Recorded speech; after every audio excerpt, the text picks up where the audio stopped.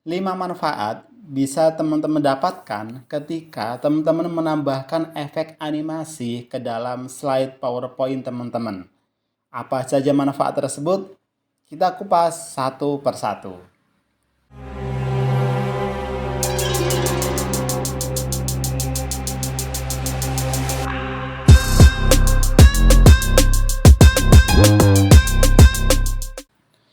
Assalamualaikum warahmatullahi wabarakatuh.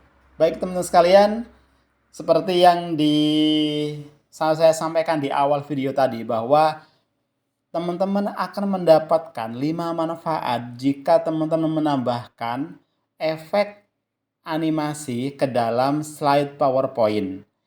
Apa saja manfaat tersebut? Pertama adalah menjadikan presentasi yang teman-teman buat itu lebih menarik dan tidak membosankan. Nah, ini otomatis bisa menarik perhatian audiens atau menarik perhatian orang yang menyimak presentasi kita. Nah, karena kita menambahkan efek animasi tersebut, maka kalau misal dibandingkan dengan penyampaian ide dengan menggunakan contohnya kita menggunakan whiteboard gitu kan, atau menggunakan papan tulis, otomatis akan jauh berbeda gitu kan, dibandingkan jika audiens tersebut itu bisa menikmati perpindahan slide, bahkan pergerakan kecil di slide PowerPoint yang kita buat itu bisa menambah daya tarik ide kita, daya tarik presentasi kita.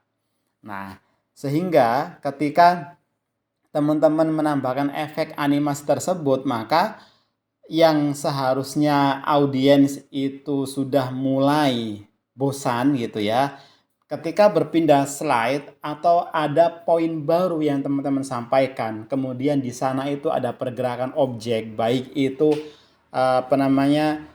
objek itu berputar atau muncul kemudian menghilang. Nah, otomatis audiens ini tidak capek, tidak boring gitu ya mendengarkan pemaparan kita, karena memang ada sambilan-sambilan kecil atau selipan-selipan kecil yang akan sebagai obat atas kebosanan audiens kita. Nah, itu ya poin pertama ya. Poin kedua adalah bisa menjelaskan konsep atau ide yang kompleks secara lebih mudah. Apa hubungannya teman-teman? Animasi itu bisa membuat ide yang kompleks itu menjadi lebih mudah. Nah, ini teman-teman kalau misal kita menjelaskan sebuah proses, terutama ini proses ya, ketika kita menjelaskan sebuah proses, kalau diimbangi atau dijelaskan dengan animasi itu pasti lebih mudah diterima dibandingkan kalau kita menjelaskan sebuah proses kemudian tidak ada objek atau tidak ada bantuan animasi, otomatis tentu akan audiens itu akan berimajinasi atau membayangkan masing-masing. Iya kalau fokus gitu kan. Tapi kalau tidak fokus ya wis ambiar gitu kan. Nah, beda halnya ketika kita menggunakan efek animasi di dalam slide PowerPoint kita, kemudian kita menjelaskan sebuah proses. Nah, ketika kita menjelaskan sebuah proses pasti ada tahap-tahapannya.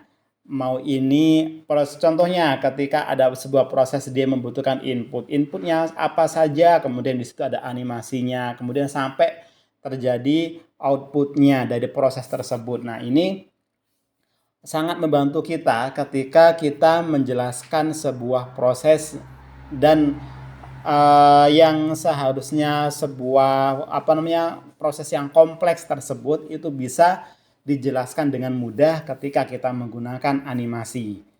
Poin ketiga, teman-teman, adalah meningkatkan pemahaman audiens terhadap ide yang kita paparkan. Nah, hampir mirip dengan poin kedua tadi, bahwa dengan adanya animasi gitu kan, ketika audiens ini kita paparkan dua proses gitu kan, ketika kita gambarkan dengan sebuah kita tambahkan gitu ya, kita tambahkan animasi di dalam presentasi kita, kemudian contohnya itu proses ini saling berhubungan, maka audiens itu akan jauh lebih mudah memahami bagaimana keterikatan proses satu dengan proses lainnya. Nah, ini bisa teman-teman aplikasikan di semua lini bidang ilmu. Ketika ada sebuah yang sedikit rumit ya, sesuatu yang sedikit rumit untuk disampaikan, coba teman-teman selesaikan atau paparkan dalam bentuk dibantu dengan sebuah animasi agar audiens itu bisa lebih mudah memahami. Yang ketiga, teman-teman, yang berapa ya? 1, 2, keempat ya. Yang keempat itu adalah bisa menarik perhatian audiens.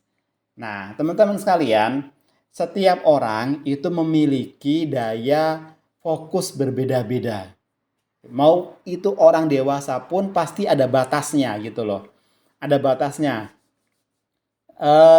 Ketika teman-teman kuliah atau teman-teman itu ada di sebuah ruang belajar gitu ya, dan mendengarkan sebuah penjelasan, pasti teman-teman oke, di awal itu pasti bisa fokus gitu kan. Tapi seleksi alam akan bekerja gitu kan. Kadang-kadang teman kita bisa bertahan mungkin setengah jam, kemudian ke teman kita yang lain mungkin bisa bertahan 45 menit, atau yang lain pasti berbeda-beda daya fokusnya. Nah, ketika daya fokus sudah mulai menurun, kalau pribadinya itu sadar gitu kan, pasti dia akan mencari sesuatu bagaimana caranya agar dia bisa balik atau bisa fresh, bisa mendengarkan fokus lagi. Nah, fungsi dari sebuah animasi itu seperti menambahkan efek rileks ketika audiens itu menyaksikan sebuah objek yang bergerak gitu kan. Yang awalnya itu misal perhatiannya ketika menjelaskan itu ya menjelaskan harus fokus di presenternya atau orang yang membawakan presentasi tersebut, misal kita gitu kan. Kemudian di sela-sela pergantian slide atau penambahan ide baru, di situ kita menambahkan efek animasi. Apalagi misal ada suara-suara, kemudian kita tambahkan sedikit ada intermezzo di dalam slide kita gitu kan, maka otomatis audiens itu tidak terlalu tegang dalam waktu yang ini ya, di timelinenya tadi itu. Jadi ketika audiens itu tidak tegang, maka itu sebuah poin positif buat kita agar audiens itu bisa menerima tangkapan, bisa menangkap ide yang kita paparkan. Oke, itu adalah poin keempat. Poin terakhir teman-teman adalah meningkatkan kreativitas dan daya tarik presentasi teman-teman. Otomatis ketika teman-teman membuat sebuah presentasi yang menarik, itu akan membuat teman-teman memiliki nilai positif tersendiri. Gitu kan, baik itu di mata audiens atau di mata rekan teman-teman sendiri. Jadi ketika teman-teman membuat sebuah animasi, sebuah slide PowerPoint, dan kemudian di dalam slide tersebut itu banyak kita tambahkan efek animasi yang sesuai, kemudian sesuai porsinya, orang yang mendengar presentasi itu tidak bosen. Saya yakin teman-teman itu akan dimintain tolong untuk membuat slide presentasi yang lain. Oke, itu adalah 5 poin yang bisa teman-teman dapatkan ketika teman-teman menambahkan efek animasi di dalam slide PowerPoint. Nah, oke, kita cukupkan sekian dulu ya. Kita akan bahas di lain video masih seputar tentang PowerPoint khususnya dan secara umum tentang dunia informasi. Terima kasih sudah mampir di channel Pembelajaran TV. Kita ketemu lagi di di video berikutnya. Wassalamualaikum warahmatullahi wabarakatuh.